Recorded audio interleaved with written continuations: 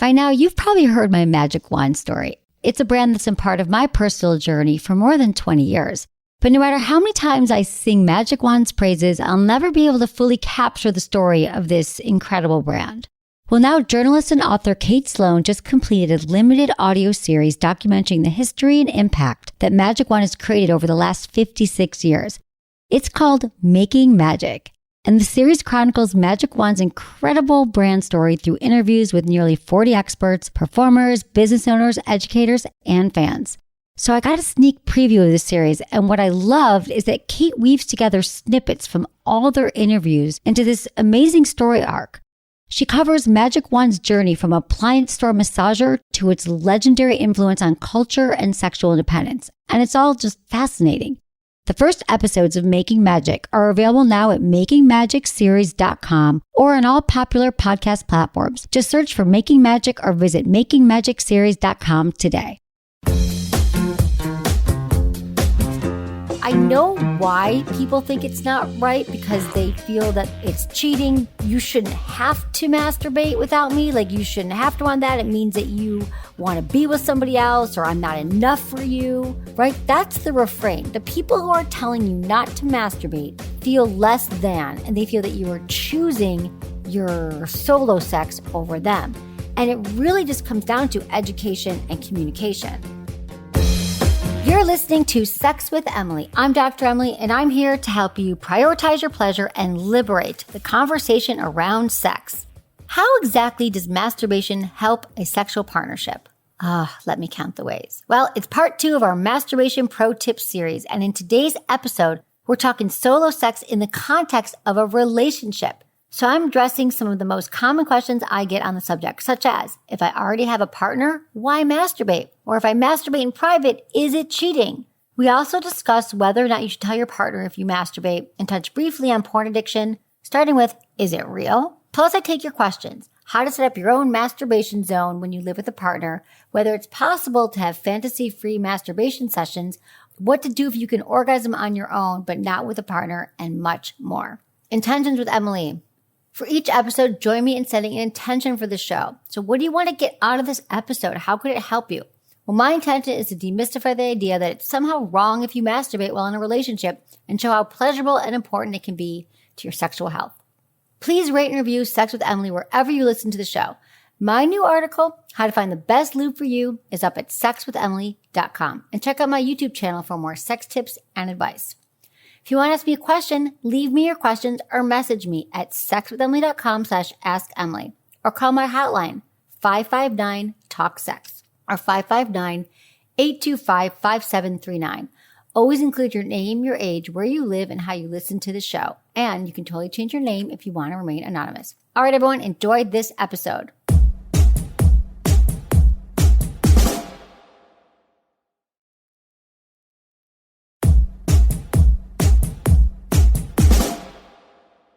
I get tons of questions about masturbating from people who are already in a relationship all the time. And these questions usually have some common themes. Ready? Well, they're often along the lines of guilt or shame.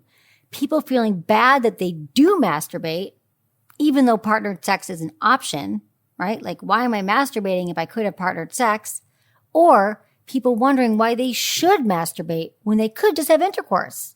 Well, we're going to get into these concerns in a moment. I'll answer them specifically. But first, I want to offer some clarity around masturbation in the context of a partnership, and talk about how it serves a fundamentally different purpose than sex with a partner. All right. Number 1, solo sex and partnered sex serve 2 different sets of fundamental human needs. Sometimes we conflate masturbation and sex because, well, we have the same goal in both, to achieve orgasm. So we think they're interchangeable. I can masturbate or I could have sex.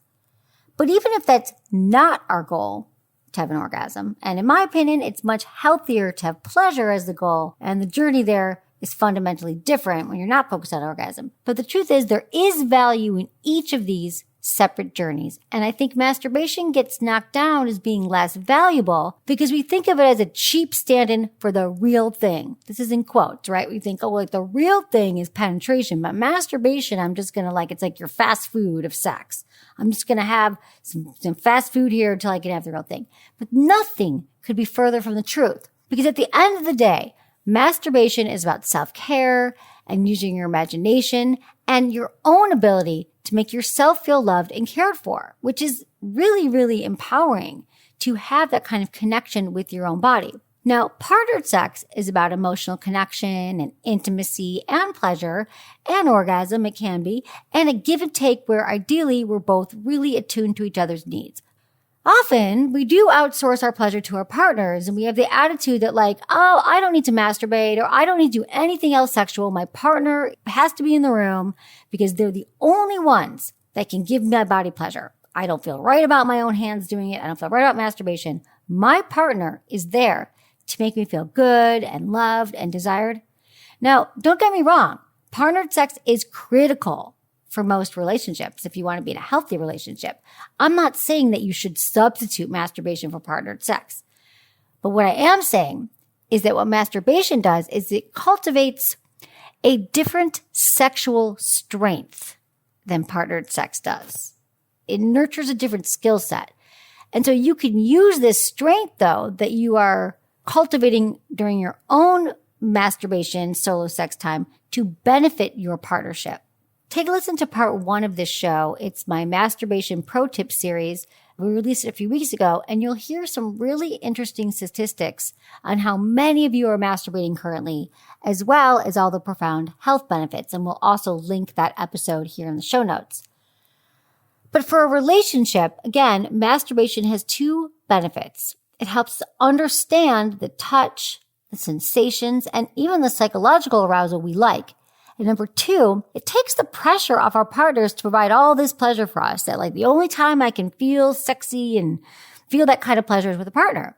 You know, when we're with our partner, ideally that sex is, more of a give and take, and it can be really greedy or it can be altruistic. It's just a different kind of connection. And usually, in healthy partnered sex, we're there because we're giving and receiving. So that's what I want to say about partnered versus masturbation sex. Let me get into the common question I get asked on the subject. And that is, I've got a partner. Why should I masturbate? And to me, this question's like, well, I already eat dinner with my partner. Why should I ever dine alone? Or I already work out with my partner. Why should I exercise alone? And here's the thing about our alone time, about solitude. When we're alone, we have time to be incredibly intentional about our psychological, our sensual, and our physical inputs. We can think about all of these things. We're not distracted. We're not worried, is our partner doing okay? And what does my orgasm face look like? And what am I doing right now? Like we're really on our own personal pleasure journey. And we don't have to take care of anyone else. And that's why masturbation is a gift. It's a way to experience pleasure and understand our turn-ons. And once we do that, then we take this data back to our partners. That's a simple answer why to masturbate. Now, if you also look at some of the health benefits we looked at in part 1 of this series, you're also taking care of your health when you masturbate. You just are. You have better sleep. There's more endorphins, oxytocin. You strengthen your pelvic floor muscles for deeper orgasms. It's all upside, very little downside. So on that note, let's get into the second most common question I get asked along these lines, and that is, if I masturbate in private, is it cheating? Well, my short answer is no, it's not.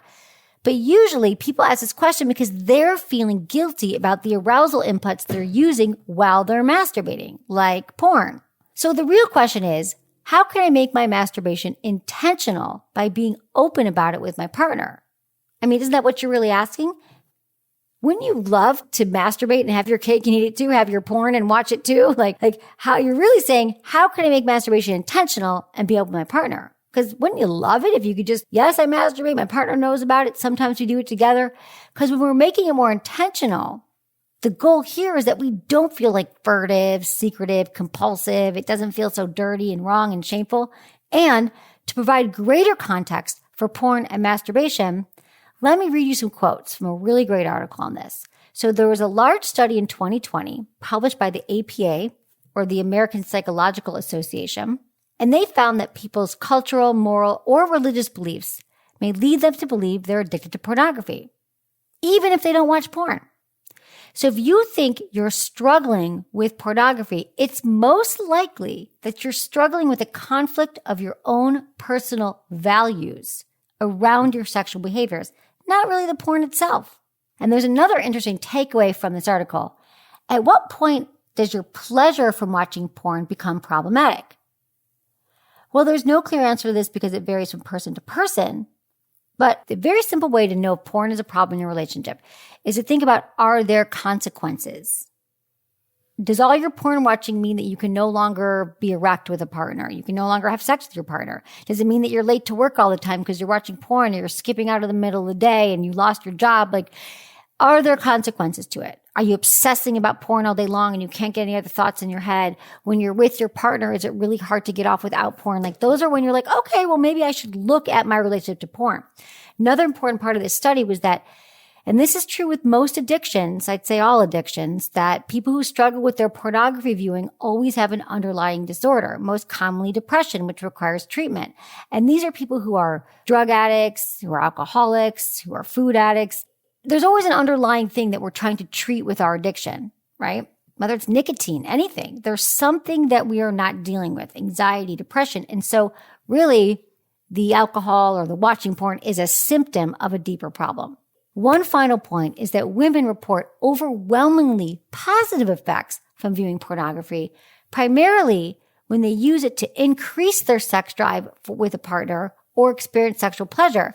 And get this, when couples view pornography together, they tend to report a more satisfying sex life. Can we just make masturbation normal and healthy, a part of self-care? We're all going to do it, or we should do it, or we could do it more. It really is important for your overall health and well-being. And no, it is not cheating, but there might be a missing piece here around communication. Because if we can talk openly to our partners about our masturbation practice, we open the door for just so much emotional intimacy. I get it that your partner might have worry about it and maybe they've said in the past, if you masturbate, it's cheating. But I'm giving you all this information because perhaps you can provide this with your partner and show them that it's actually part of being sexually healthy and that masturbation is, important practice, whether you're in a relationship, out of a relationship. So I'm hoping that you can advocate for yourself the next time you find yourself secretly hiding porn or feeling guilty about it. You can share this with your partner. And there's a lot of hot things you can do together under this realm, like mutual masturbation. Let's talk about that. There are so many benefits to mutual masturbation. But if you've never tried it, I get it. It's intimidating. You're thinking what? I'm going to pull down my pants and start masturbating in front of my partner? How the hell does that happen? It's making me feel really, really awkward. A recent study found that 51% of folks in a relationship say they've masturbated with their partners present, but the other half have never tried mutual masturbation. So first, you want to have a casual conversation. Let your partner know it's something you want to try out. You might say I'd love to see how you touch yourself, or would you be up for masturbating together sometime? Listen to what they have to say about it. I really want to say that my two biggest things about why I love mutual masturbation is because not only you're going to get off, it's a sure thing, you know how to please yourself, but it's also you get to watch your partner and they get to watch you and they see what you do to get yourself off, how you touch yourself, how you move your fingers, how you move your hands. I remember being with a partner and saying oh, when he's masturbating, he puts his hand over his balls and his other hand's over the shaft. So I know now those are sensitive parts for him. So now when I'm pleasing him, I incorporate that into our play. You can think about it though this way. It's also kind of like intercourse in the sense of there's positions. You don't have to just lay down side by side unless you want to. So someone could be on top, the other could be on the bottom. Will you use hands or toys to stimulate yourselves? You could also do a modified spoon position or laying down on your sides facing each other. There's lots of options.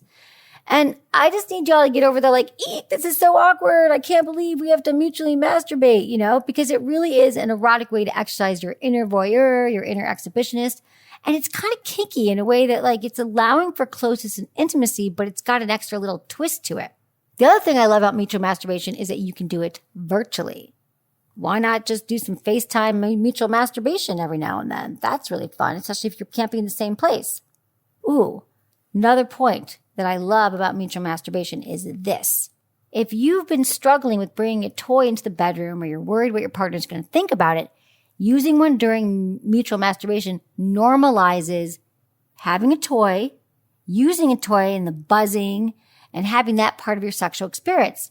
Because sometimes that is really intimidating to you all. You're like, well, I don't want to show my partner my vibrator because they've said something or I feel they'll say something. But what I found is that most times when a partner sees you with your toy and it's bringing you pleasure, they're going to be like, wow, where's that been our whole life? Let's bring it in, And I think the intimidation comes from the unknown, from this like, what's my role going to be if a vibrator is there? There's just a lot of confusion and misunderstanding, but this is a great opportunity to bring it in to your situation. And you can even use your toy on your partner and say like, look, this is how it feels. And this is how it feels on you. And you can just kind of use it on their body, on their neck, put over their nipples, their penis, their vulva, whatever they have. So it's really fun to play with. There you have it. All the reasons masturbation can help you in your partnership and ideas for helping you incorporate masturbation directly into your partnership. So let's take a quick break, and then I'm going to get into all of your masturbation questions.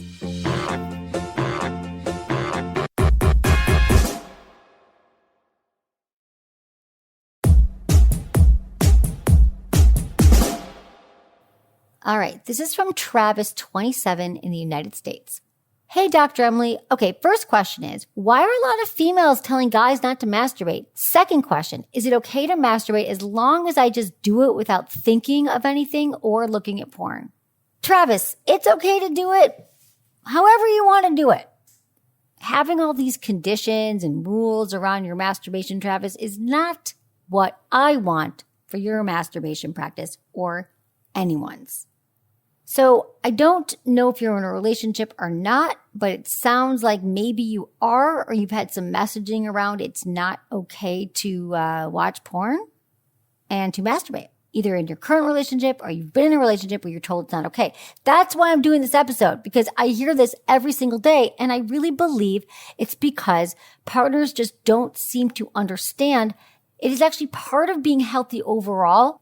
If you say I'm a healthy person, but I don't believe in masturbation, I don't touch myself, then I would say, are you really that healthy? Because your sexual health and wellness is an important part of your overall wellness, right? So I think that you have to masturbate how you want to masturbate, and then be in a relationship with somebody who supports that and who understands that you're going to masturbate in a relationship and out of a relationship. Maybe you could listen to this episode and the last episode with your partner. Because again, I know why people think it's not right, because they feel that it's cheating. You shouldn't have to masturbate without me. Like, you shouldn't have to want that. It means that you want to be with somebody else, or I'm not enough for you, right? That's the refrain. The people who are telling you not to masturbate feel less than, and they feel that you are choosing your solo sex over them. And it really just comes down to education and communication. I don't know how else to break it down for these people. It's simply not healthy for your partners to be regulating your masturbation routine, again, unless there's a problem with it, unless there's an addiction, unless it's impacted other areas of your life. So I would talk about this with your partner, Travis, or your future partners, and let them know straight up that this is part of me being sexually healthy overall, and I masturbate, and this is what I do, and this is the kind of porn I watch. Eventually you get to a place, I hope, where you want to know what kind of porn your partner watches and when they get off and how they get off. How are you going to masturbate without thinking of anything or looking at porn? You're not going to think anything? Are you a Buddha? Are you a meditator? Are you the most mindful meditator, masturbator on the planet, that you're going to be able to just kind of lay back and have no thoughts and no porn? I mean, come on, Travis. It's not a realistic ask from a partner. Or from anyone. Think about it. If you work out with your partner sometimes I go to yoga and I work out with my partner, and then sometimes he goes without me. Sometimes he lifts weights without me. I don't feel like, I can't believe you lifted weights without me and you went to see that yoga teacher without me. I'm like, great. You got a benefit. You got your endorphins on. You did your thing. We'll do it again this weekend. We'll work out.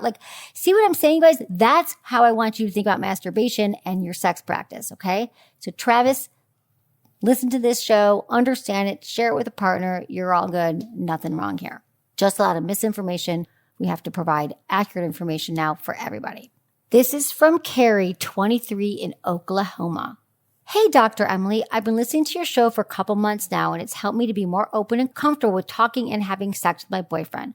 I want to try masturbating together with him. He has said it would be super sexy before as well. But I get too embarrassed. I guess I'm just curious if you have any tips to get over this. First, I want to recognize, Carrie, that yeah, it's awkward. A lot of these sex things are awkward. Having sex conversations are awkward. Mutual masturbation could be awkward. Even getting on top for the first time during sex can be awkward. All of it is, but not awkward in a way that like you can't do it. So maybe you laugh it off. Maybe you're like, okay, let's mutually masturbate. Wow, this is weird as I'm taking off my pants and trying to do this thing. Like, that's okay. But you're with a boyfriend and he wants to see you do it and you want to do it. And I think you're just going to get through it. I know you are, but this is maybe easier said than done. So maybe start with just some kind of regular connection, kissing, making out, foreplay. And then maybe you could have your toy nearby, your hands nearby, and you can, say like, okay, I'm going to show you how I touch myself. And it can just sort of start more organically. When you're already hooking up, you can start to touch yourself. You can bring in your toys. Maybe you guys could play like one of these great card games they have now where you're asking each other questions. And maybe that could lead to some more playful time. But I think just telling your partner that you're ready to do it and that it feels a little awkward to you, like just stating that, just saying this is uncomfortable, your partner's going to know how to make you feel really comfortable. I don't know. If I told my partner I was nervous about something, I would expect that my partner would be like, it's okay, babe, let's do this. Let's go slow. It's okay. I think you're really hot. Let me just see what you do here and I'll start. And, they would be comforting for you. But I think that we think we got to show up super confident and ready to do this. Like, let me take my pants off and let me start masturbating. No, you've never done it before.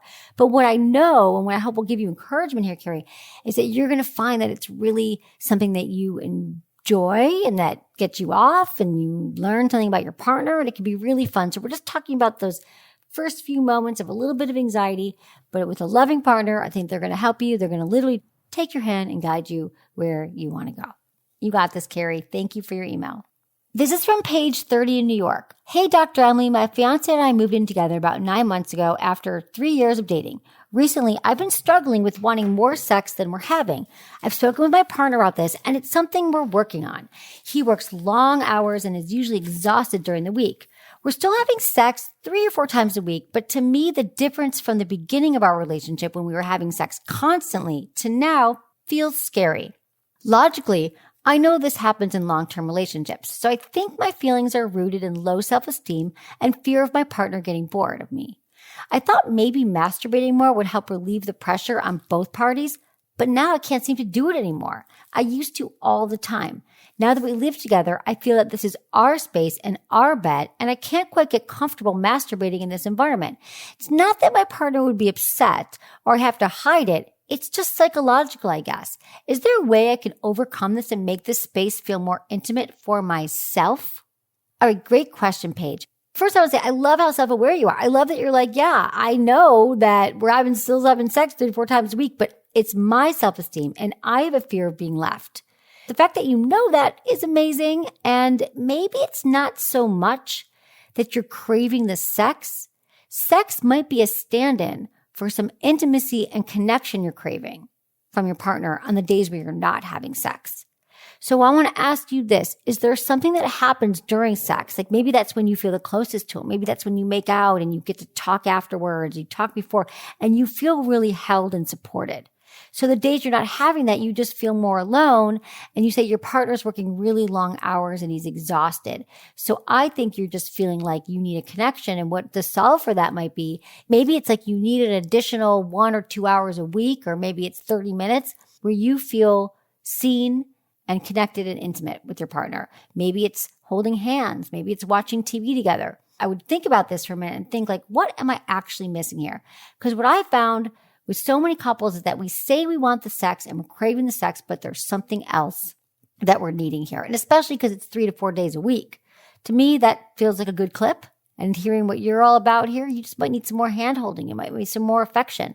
So once you figure that out with your partner and you start to feel safer and more supported by your partner, then I think you're going to have a lot easier time masturbating in your home and taking a lot of the advice in this episode and realizing that I can be connected to my partner, and now I'm going to fill myself up with my own self-love and my own touch and my own pleasure.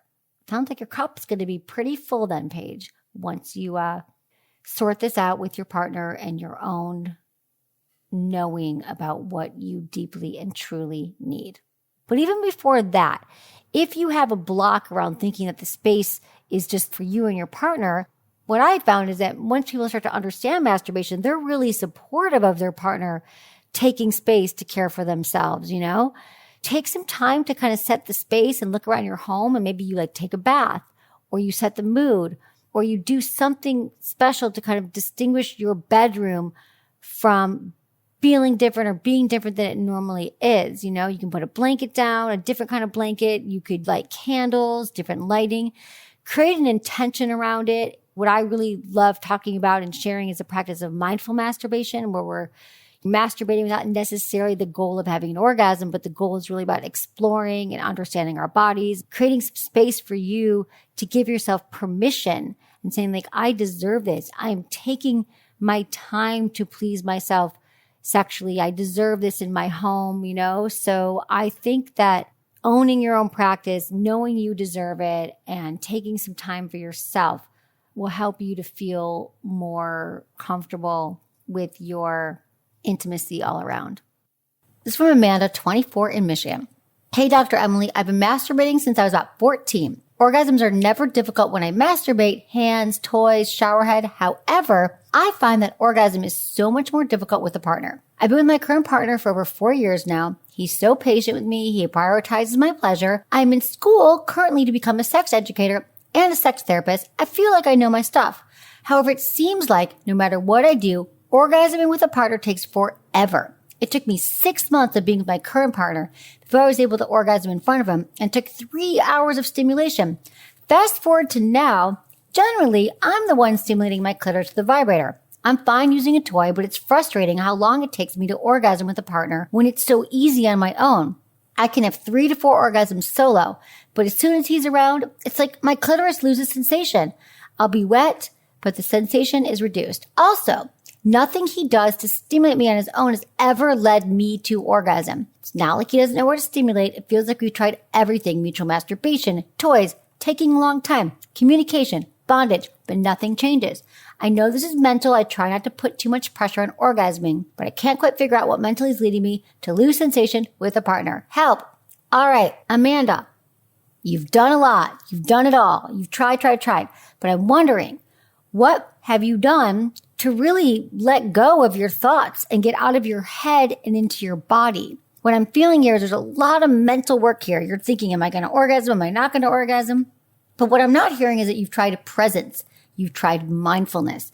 You've tried focusing on your breath. And every time you think, I'm not feeling anything. What's he doing? Why aren't I orgasming yet? You go back to your breath. And I'm talking deep, deep belly breaths where you're like focusing on your inhale and your exhale. And that's when you're really going to start to be able to move the energy through your body. You're not going to feel so stuck in your head. And you're going to be able to maybe perhaps start to feel sensations, like picture yourself breathing deeply and feeling your pelvic floor when you're having sex. Now, our breath doesn't really go down our pelvic floor, but maybe you can just try to picture that. And then you can kind of tense and relax your pelvic floor muscles, which are like essentially doing a Kegel exercise, because those are the muscles that are responsible for orgasm anyway. So you might as well like flex them, tense them, relax them, and get in touch with your body and your breath and try to release all of these thoughts in your head. This is just really a more mindful way of having sex, because when you're in your head and you're in your thoughts, you can't also be in your body. It just doesn't, they don't work, okay? It doesn't work together. So you could also try focusing on your 5 senses, thinking about like what you're smelling and what you're hearing and what you're tasting and where your hands are. Because in that moment, when you're focusing on your senses, it's a way to ground yourself in the present moment. So I just think you're putting a lot of pressure on yourself, and I'd love you to start a healthy mindfulness practice that you could also use during intercourse. So I always recommend starting a mindful practice or a meditation practice on your own, and not in the context of sex. That will really help you in the bedroom. But however you want to try it, Amanda, this is what I feel you need. Please let me know how it goes. RJ, 30, in New York. Hey, Dr. Emily, I've been with my wife for 7 years. I have a 2-year-old son. He's active and I'm an executive at a large company. My wife is very entrepreneurial, but she's a stay-at-home mom for now. This is the life that she wanted, and this is the life I promised her, and this is the life she was given. But recently, I noticed that our sexual encounters have dwindled. We still having sex twice a day when we were married, 3 times a week once the baby came, but something's changed in the last few months. We're probably having sex twice a month now. She also takes it very personally if I masturbate and questions me about it on occasion as if I'm supposed to save myself until she's interested. I just really want to know what tools I can use to spice up our sex life. We can't just take off and go on vacation alone right now. I want to know what she's thinking. I want to tap into her fantasies. I know she has them, but she's too scared to share them. I mean, I know you can't get away or get out of town right now, but can you have a date night where it's just about the two of you? Let me tell you, couples who prioritize date night for years at a time, like they say once a week for the rest of our lives or for the next few years, we are going to prioritize date night. And that means that you're getting out of the home. It's just the two of you, and you can even have rules. We're not allowed to talk about the kids. We're not allowed to bring our phones. And then you can just focus on the two of you and enhancing your relationship. You mentioned that she's entrepreneurial and now she's home, and maybe she's just feeling not very inspired. She's at home taking care of a toddler and you're out working. A conversation with her when you're out to dinner and you're on date night, just talking about your sex life and saying, like, I'd really love to kind of find our erotic connection again. Really important part of your connection and your marriage is to have erotic collaboration, to have her turned on, and you want to know what her fantasies are. And, you guys could do the yes, no, maybe list together. You could start to listen to this podcast together, which a lot of couples do. It sounds like she just might need a little bit of inspiration. She might need a little bit of getting into her body again. What's she doing for herself right now besides mothering? Is she getting massages? Is she exercising? Is she moving her body? Is she in a healthy place? Because getting our sex drive back or having libido and being interested in sex, there's a lot of factors that go into it. It's our hormones. It's our mental state. It's our physical state. It's if we're taking any medications. Like, there's so many things that go into us feeling sexual and feeling connected. Being a supportive partner to her, going to dinner, or just taking time to say, like, I want you to feel sexy and comfortable and inspired, and like, what can we do together? And remember, this is an ongoing conversation, and letting her know that it's something that you want to help cultivate in the relationship is really, really important. Now, the masturbation part, I think that you also could talk to her about that and let her know that, like, it is something that you're going to do in the relationship on your own because it's solo sex. It's a self-love practice, and definitely encourage her on her own as well. You guys might be great candidates for mutual masturbation. Maybe getting her a toy or kind of exploring what she does when she touches herself, if she touches herself. It sounds like maybe your wife just hasn't had a lot of experience talking about sex or initiating sex is what you said. So I would just kind of start from the beginning. Like, this might be the very first time you've had a mindful conversation about sex, and then make a plan together how you're both going to learn to be the best lovers to each other, because that's really what this is about. All right. Thanks for your email, RJ. I appreciate you.